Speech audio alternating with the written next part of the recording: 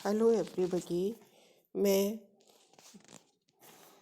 Doctor Saroj Gupta, associate professor, राजकीय मीरा कन्या महाविद्यालय उदयपुर, आज आपको तृतीय वर्ष कला के प्रश्न पत्र यूरोप के इतिहास के टॉपिक नेपोलियन बोनापार्ट के बारे में आगे बतलाऊंगी। जैसा कि विदित है, पिछले वीडियोज़ में मैंने आपको नेपोलियन के बारे में काफ़ी कुछ बता दिया है। आज हम बताएंगे कि नेपोलियन जब फ्रांस का साम्राज्य बना तो उसकी क्या क्या महत्वपूर्ण उपलब्धियां थीं। फ्रांस के सम्राट के रूप में नेपोलियन 1804 से 1814 तक रहा था।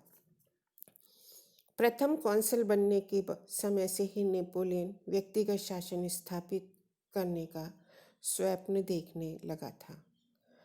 1802 में सीनेट ने उसे जीवन पर्यंत के लिए प्रथम कौंसल बनाया था। 1804 में उसने सीनेट को इस बात के लिए राजी कर लिया था कि वह उसे सम्राट घोषित कर दे। 2 दिसंबर 1804 को उसे विधिवत फ्रांस का सम्राट बना दिया गया, क्योंकि जनता शांति चाहती थी तथा उसे यह भी विश्वास था कि बाहर आक्रमणों से केवल नेपोलियन ही उनकी रक्षा कर सकता है। इसलिए उसने उसे सम्राट स्वीकार कर लिया। नेपोलियन का साम्राज्य विस्तार और यूरोपीय प्रभुता के लिए उसने किस प्रकार से प्रयास किया, इस बारे में अब हम आपसे चर्चा करेंगे। नेपोलियन फ्रांस का सम्राट बनकर ही संतुष्ट नहीं हुआ, अपितु वह समस्त यूरोप में अपनी प्रभुता स्थापित करने की योजना बनाने लगा था। इस योजना में इंग्लैंड मुख्य रूप से बाधक था। उसका इंग्लैंड के साथ युद्ध हुआ। 5 मार्च 1802 में इंग्लैंड के साथ की गई एमिया की संधि केवल एक युद्ध विराम की संधि थी। दोनों देशों ने इसका पालन नहीं किया। एक और नेपोलियन ने इटली में पिडमोंट, पार्मा तथा एल्बा को अपने नियंत्रण में ले लिया, तो दूसरी ओर इंग्लैंड ने माल्टा वापस नहीं लिया। अंग्रेजों ने मांग की कि इस द्वीप पर 10 वर्ष तक उनका अधिकार बना रहे। नेपोलियन सार्डिनिया के राजा को पिडमोंट के बदले में हर्जाना दे तथा इंग्लैंड और स्विट्जरलैंड को खाली कर दे। नेपोलियन द्वारा इन मांगों को अस्वीकार करने पर 18 मई 1803 को इंग्लैंड ने युद्ध की घोषणा कर दी। एक और इंग्लैंड चाहता था कि वह फ्रांस को पूरी तरह हराकर अपने व्यापार को पूरे यूरोप और एशिया में फैलाए, तो दूसरी ओर फ्रांस अपने शत्रु की शक्ति का अंत करके संपूर्ण यूरोप पर अपना प्रभुत्व स्थापित करना चाहता था। फ्रांस के विरुद्ध तीसरे गुट का निर्माण किया गया।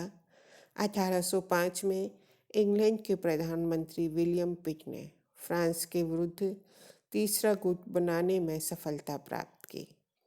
ऑस्ट्रिया, रूस, स्वीडन और नेपल्स इसमें सम्मिलित हुए थे। प्रशिया ने तटस्थ रहने का निर्णय किया। बवेरिया और वुटम्बर्ग फ्रांस के साथ ही गए। नेपोलियन ने तीसरे गुट के सदस्य देशों के आपसी मतभेदों का पूरा लाभ उठाने का प्रयत्न किया। ट्रेफाल्गर का युद्ध हुआ।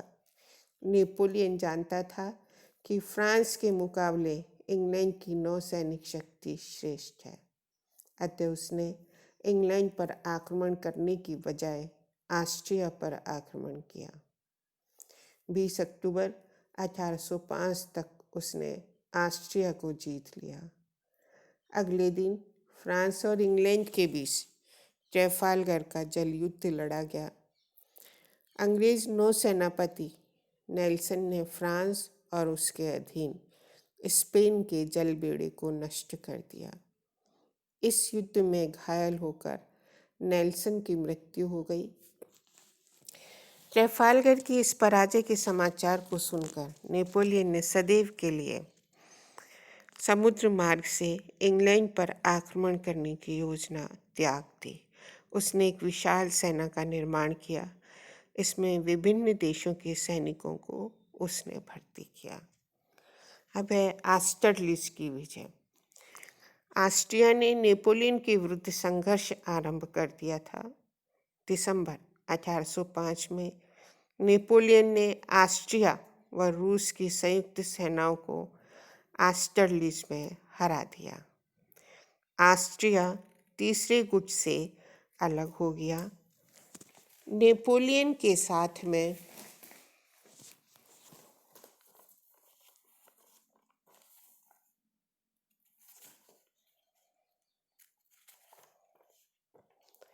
प्रेसबर्ग में की गई संधि के अनुसार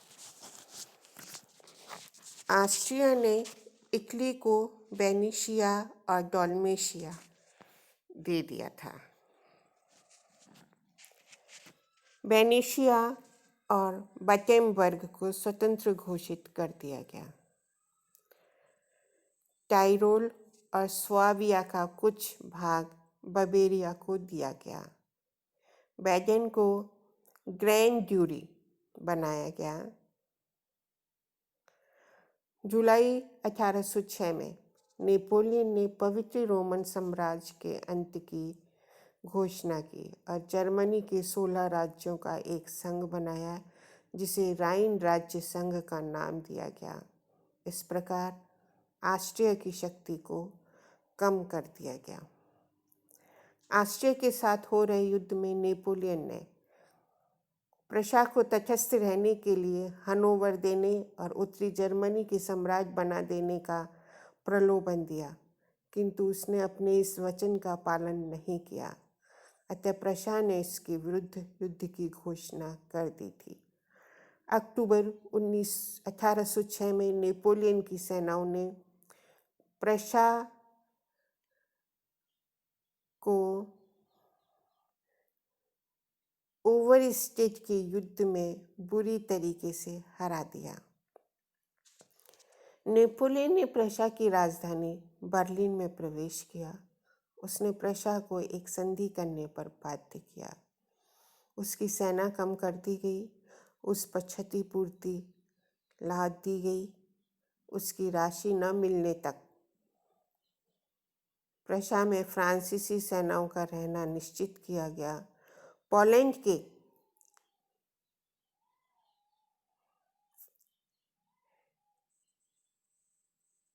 वारसा की ड्यूटी स्थापित की गई पोलैंड में, जिसका अध्यक्ष नेपोलियन के मित्र सैक्सनी के ड्यूक को बनाया गया।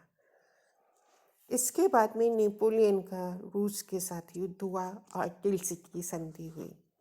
जुलाई 1807 में नेपोलियन की ग्रैंड आर्मी ने अब रूस पर आक्रमण कर दिया था।